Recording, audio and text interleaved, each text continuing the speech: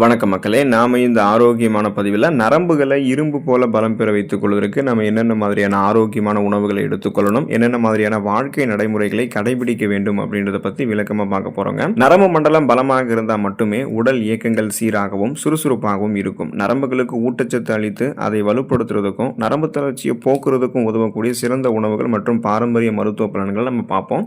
அதுக்கு முன்னாடி முதியவர்களுக்கு மட்டும்தான் நரம்பு தொடர்பான பிரச்சனைகள் வரும் அப்படின்னு நீங்கள் நினச்சிட்டு இருக்கீங்க. இளைஞர்களுக்கும் நரம்பு தளர்ச்சி உள்ளிட்ட பல்வேறு விதமான பிரச்சனைகள் இருக்கு. ஸோ அனைவருமே நரம்பு மண்டலத்தை பலப்படுத்திக்கிறதுக்கு என்னென்ன உணவுகள் எடுத்துக்கணும், வாழ்க்கை நடைமுறைகளை கடைபிடிக்கணுன்றதை விளக்கமாக பார்க்கறதுக்கு முன்னாடி இந்த வீடியோவுக்கு மட்டும் ஒரு லைக்கை கொடுத்துட்டு இந்த தகவலை உங்களுக்கு தெரிஞ்சவங்களுக்கும் ஷேர் பண்ணிடுங்க. ஏன்னா அது அவங்களுக்கும் பயனுள்ளதாக இருக்கக்கூடிய ஒரு ஆரோக்கியமான பதிவு தாங்க. இது போன்ற அப்டேட்ஸ்கள் நீங்கள் தொடர்ந்து பார்க்கறதுக்கு நம்மளுடைய ஹெல்த் நியூஸ் தமிழ் சேனலை மறக்காமல் சப்ஸ்கிரைப் பண்ணி வச்சுக்கோங்க. பக்கத்தில் இருக்கக்கூடிய பெல் பட்டனையும் கிளிக் பண்ணி ஆல் அப்படின்ற ஆப்ஷனையும் செட் பண்ணி வச்சுக்கிட்டீங்க அப்படின்னா நாங்கள் போடக்கூடிய எல்லா அப்டேட்ஸும் உங்களுக்கு நோட்டிஃபிகேஷனோட அடிக்கடி வந்து சேரும். சரி வாங்க மக்களே, இப்போ வீடியோக்குள்ளே போயிடலாம். முருங்கைக்கீரை மற்றும் முருங்கைக்காய் நீங்கள் எடுத்துக்கொண்டீங்கன்னா உங்களுடைய உடல் நரம்புகள் பலமாக இருக்குங்க. ஸோ இதன் மூலமாக கிடைக்கக்கூடிய நன்மை என்ன அப்படின்னா, நரம்பு மண்டலத்திற்கு வலிமை சேர்க்கிறதுல முருங்கைக்கு முதலிடமே இருக்குது அப்படின்னு சொல்லலாம். முருங்கைக்காய், முருங்கைக்கீரையில் இருக்கக்கூடிய விட்டமின் B6, விட்டமின் பி, அதாவது நிறைய விட்டமின்கள் பார்த்தீங்கன்னா பி விட்டமின்கள், ஆன்டி ஆக்சிடென்ட்கள், இது எல்லாமே நரம்பு செல்களினுடைய பாதுகாப்பிற்கு மிக மிகவும் அவசியமானது. முருங்கைக்கீரையை உணவுகளை சேர்த்துக்கொள்வது நரம்பு தளர்ச்சியை வந்து உங்களுக்கு குணப்படுத்தும். அதாவது நர்வ் வீக்னஸ் வந்து உங்களுக்கு ரிப்பேர் ஆகும். முருங்கை பூவை பசும்பாலில் காய்ச்சி நீங்கள் எடுத்துக்கொள்ளும் போது நரம்புகளுக்கு உடனடி தெம்பு கிடைக்கும். அதனால் அந்த முருங்கைக்கீரை பொரியல், முருங்கைக்கீரை காயை வந்து நீங்கள் வந்து குழம்பு மாதிரி வச்சு எடுத்துக்கிறது, முருங்கைக்கீரை குழம்பு மாதிரி வச்சுக்கிறது, முருங்கைக்கீரை பொடி மாதிரி எடுத்துக்கிறது, இது மாதிரி எப்படி வேணால் உங்களுடைய உணவுகளில் வாரத்தில் 2 அல்லது 3 முறை நீங்கள் சேர்த்துக்கிட்டீங்கன்னா நரம்புகள் பலம் பெறும். பாதாம் மற்றும் பிஸ்தா, அதாவது விதைகள் மற்றும் நட்ஸ் வகைகள் நிறைய வந்து நீங்கள் தினமும் ஒரு கைப்பிடி அளவு எடுத்துக்கிட்டீங்க அப்படின்னா உங்களுடைய உடல் நரம்புகள் வந்து வலுவாக இருக்கும். குறிப்பாக பார்த்தீங்கன்னா பாதாமில் விட்டமின் இ மற்றும் ஒமேகா 3 கொழுப்பு அமிலங்கள் இருக்குது. இது நரம்பு மண்டலத்தினுடைய சீரான செயல்பாட்டிற்கும் மூளை நரம்புகளினுடைய ஆரோக்கியத்திற்கும் உதவி பண்ணுது. ஸோ இதனுடைய செயல்முறை அப்படின்றது பார்த்தீங்கன்னா தினமும் 4 முதல் 5 பாதாம் பருப்புகளை தோல் நீக்கி இரவு முழுவதும் ஊற வைத்து விட்டு காலையில் சாப்பிட்டு வருவது நரம்புகளுக்கு சிறந்த ஊட்டச்சத்தையுமே நமக்கு வந்து கொடுக்கும் அப்படின்னு தெரிந்து கொள்ளுங்கள். ஸோ இதன் மூலமாக உடல் நரம்புகள் கூடிய இறுக்கங்கள் தளர்த்தப்பட்டு நரம்பு மண்டலமே நமக்கு வலுப்பெற ஆரம்பிக்கும். அப்போது நீங்கள் வந்து பாதாம் பருப்பு, பிஸ்தா பருப்பு, முந்திரி பருப்பு, அக்ரூட் பருப்பு அப்படின்னு சொல்லக்கூடிய இந்த வால்நட்டு, பூசணி விதைகள், ஆளி விதைகள், இது மாதிரி நீங்கள் சுழற்சி அடிப்படையில் தினமும் ஒரு கைப்பிடி அளவு எடுத்துக்கிட்டிங்கன்னா உங்களுடைய உடல் நரம்புகள் வந்து வலுவாக இருக்கும். உளுத்தம் பருப்பு எடுத்துக்கொள்ளும் போது நரம்புகள் வந்து வலுவாக இருக்குங்க. ஸோ பாரம்பரிய மருத்துவத்தில் எலும்பு மற்றும் நரம்புக்கு வந்து வலு ஊட்டக்கூடியதால் தான் அதுக்கு வந்து உளுந்து அப்படின்னு ஒரு பேர் இருக்குது. ஸோ குறிப்பாக பார்த்தீங்கன்னா உளுந்துகளில் இருக்கக்கூடிய மெக்னீசியம், பொட்டாசியம் மற்றும் இரும்பு சத்து, இது எல்லாமே நம்மளுடைய நரம்புகளையும் எலும்புகளையுமே பலப்படுத்தும்.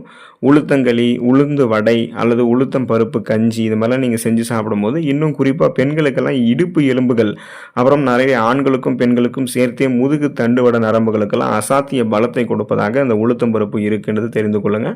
ஸோ அடிக்கடி உளுத்தம் பருப்பை நீங்கள் எடுத்துக்கிட்டு நரம்புகள் வலுவாக இருக்கும். நாட்டு பூண்டு எடுத்துக்கொள்ளும் போது நரம்புகள் நமக்கு வந்து வலுவாக இருக்குங்க. இதன் மூலமாக கிடைக்கக்கூடிய நன்மைகள் என்ன அப்படின்னா, இந்த நாட்டு பூண்டில் இருக்கக்கூடிய சல்ஃபர் கலவைகள் மற்றும் அல்லுசின், இது எல்லாமே ரத்த ஓட்டத்தை நமக்கு வந்து சீராக வைத்து நரம்புகளுக்கு செல்லக்கூடிய ரத்த ஓட்டத்தை மேம்படுத்துது.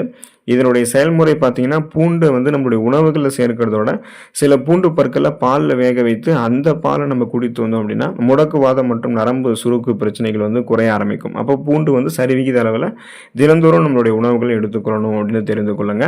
பனங்கிழங்கு நீங்கள் எடுத்துக்கொண்டீங்க அப்படின்னா உங்களுக்கு குறிப்பாக வந்து நரம்புகள் வந்து வலுவாக இருக்கும்.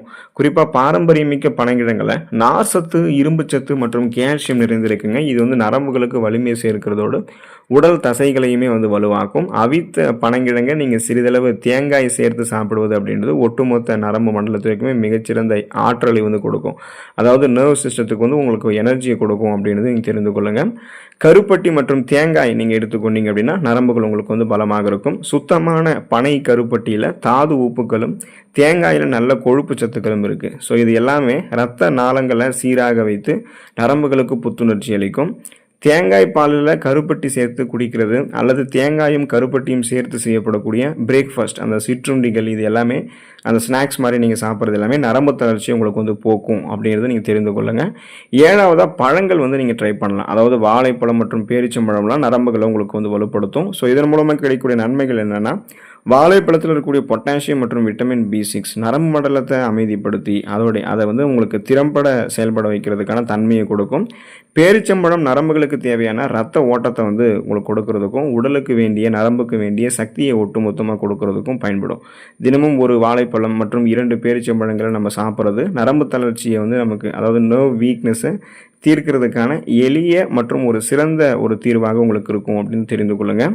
வல்லாரை கீரை நம்ம எடுத்துக்கொண்டாலுமே நரம்புகளை வந்து பலம் பெற வைத்துக்கொள்ளலாம். குறிப்பாக மூளை நரம்புகள் பலமாக இருக்கும். வல்லாரை உண்டவனுக்கு கல்லாரையும் கைகூடும் அப்படின்னு சொல்லுவாங்க. அதுக்கு என்ன அர்த்தம்னா, மூளை மற்றும் நரம்பு மண்டலத்திற்கு இடையே இருக்கக்கூடிய தொடர்பை இதை மேம்படுத்தி ஞாபக சக்தியும் நரம்பு மண்டலத்தையும் ஆரோக்கியமாக வைக்கிறதால தான் இந்த பழமொழி சொல்லுவாங்க. இப்போ வல்லாரை கீரையை துவையலாகவோ அல்லது சாறாகவோ வாரத்தில் 2 அல்லது 3 முறை உட்கொண்டு வருவது நரம்புகளினுடைய ஆரோக்கியத்திற்கு மிகவும் நல்லதுன்னு தெரிந்து கொள்ளுங்கள். ஸோ இந்த உணவுகளை நீங்கள் எடுத்துக்கொள்ளும் போது நரம்பு மண்டலம் பலமாக இருக்கும். அதே போல் சில வாழ்க்கை நடைமுறைகளையுமே கடைபிடிக்கணும். அதில் முதல்ல பார்த்தீங்கன்னா, முறையான மற்றும் போதுமான தூக்கம் நமக்கு வந்து இருக்கணும். இப்போ இதுக்கான விளக்கம் பார்த்தீங்கன்னா, நம்முடைய உடல் மற்றும் நரம்பு மண்டலம் தன்னைத்தானே சரி செய்து கொள்வதற்கும் புத்துணர்ச்சி பெறுவதற்கும் ஆழ்ந்த தூக்கம் மிகவும் அவசியம்.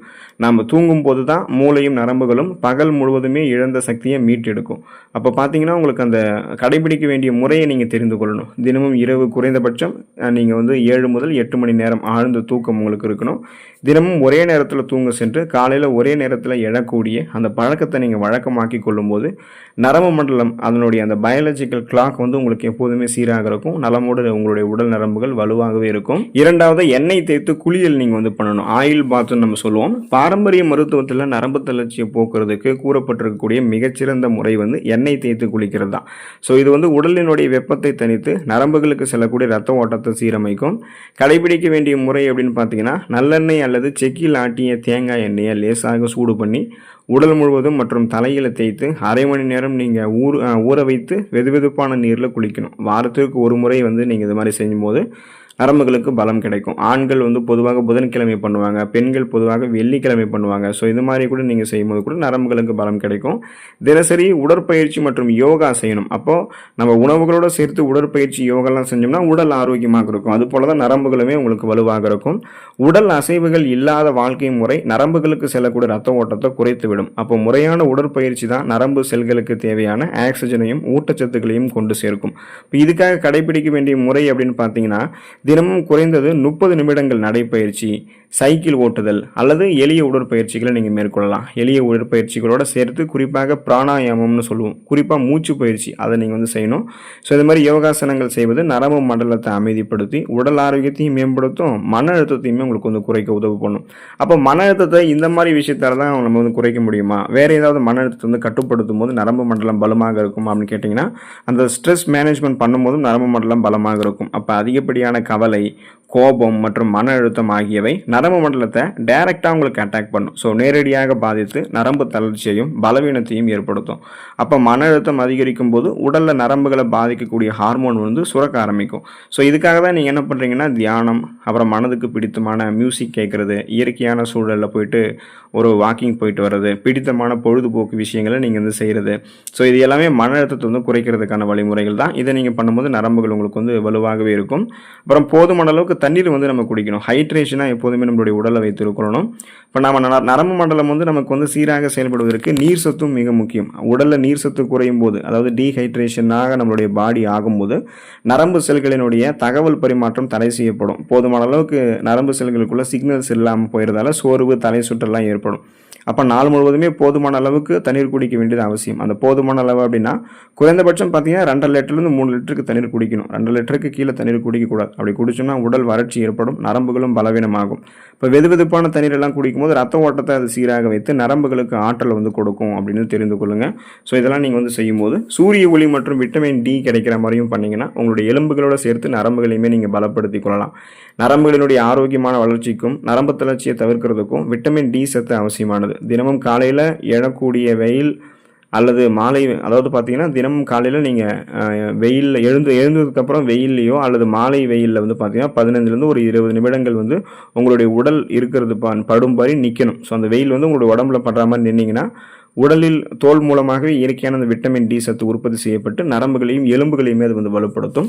ஸோ இந்த மாதிரி வாழ்க்கை நடைமுறைகளையும் கடைபிடிங்க. முன்னாடி சொல்லியிருக்க மாதிரி உணவுகளையும் எடுத்துக்கொள்ளுங்க. புற நரம்புகள் வலு குறையாமல் நரம்புகளை வலுப்படுத்தி கொண்டு நரம்பு தளர்ச்சியெல்லாம் இல்லாமல் ஆரோக்கியமாக இருங்க. அடுத்த ஆரோக்கியமான பதிவில் மறக்காமல் சந்திப்போம். நன்றி மக்கள்.